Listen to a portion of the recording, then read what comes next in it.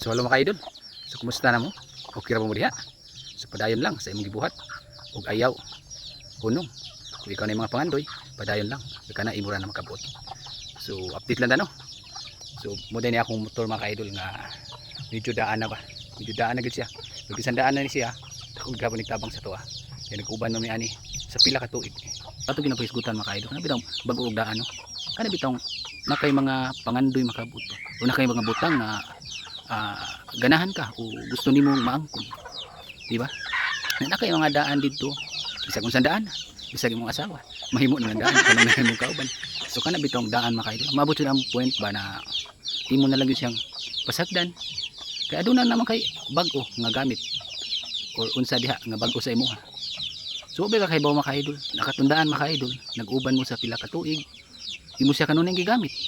Na kung makakita na kag bag-o, imo lang siyang biyaan og dali-dali ang daan ug imo na lang pasagdan. So waka kay bawo mga idol kana imong bag-o day karon nga dali ra day na dali maguba o dali ra kabiyaan nakatungdaan una-una mura tay nakasabot sa imong batasan.